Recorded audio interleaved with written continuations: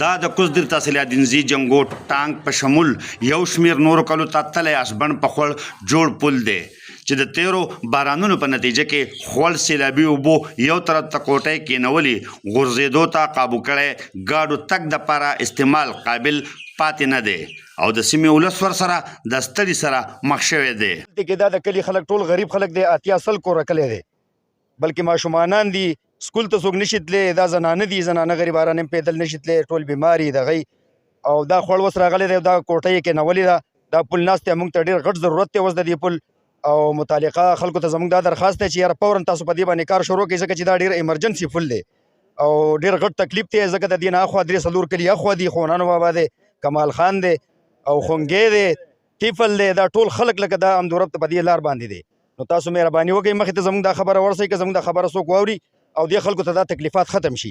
د کلي د ولس وینا ده چې د ټانک کلي دا پل په اسبن خوړ کې د غیر قانوني اسکیویشن له وجې د وړاندې نه خطرناک شوی و، د کمې په ضد چې دوی متعلقه ذمهدارو ته احتجاج کړی خو اوس د خوړ نه قانوني اسکیویشن اجازت ورکولو پل د استعمال قابل پاتې نه کړو. او دا زموږ د ټانک پل انډیوز والا جوړ کړی او نن یو نیم کال مخکې دا خراب شوی او دې انجینران هم را وکتو وایي دا به وشي خو څه دغه یې پې ونه کړو.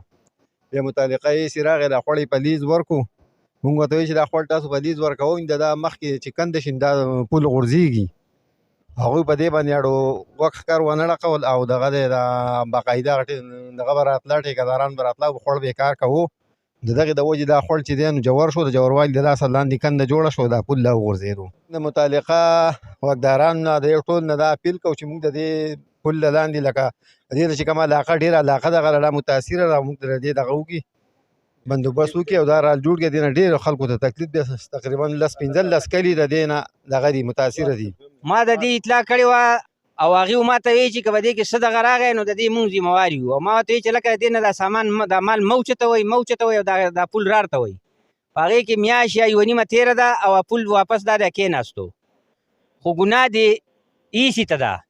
چې ته څنګه چې برای انعام مطلب دا د دې دغه ورکوې او تا ته مطلب ښه پته وي دا شی ورانېږي او ته ورکوې او 10 فوټه مخکې نه جوړ دی او ته 10 فوټه نور جوړ نو د دې مقصد مونږ خو د دې هېڅ قسم څه دغه نور نه راځي او ما ورته سوال وکړو چې د دې نه دا مال مه اوچته وایي او هغه وایي چې دا ما په لیز باندې اخیستی دی او زه خپل مال ته وړم زما د چا سره څه کار نشتی. په دې کې بیا لیوي والا راله هغې به کې هم کېناسته، بیا به کې پولیس هم راله، تاڼهدار به کې راغی، هغه پې هم دغه وکړ ډېر جوړ شوی دی، دی به یې چاله یا په ټیکه ورکړی یا به یې په پیسو ورکړی، د هغې د واسې نه زمونږ د خوړ نه رهایي جوړه شوه نو پل زمونږ وغورځېدو.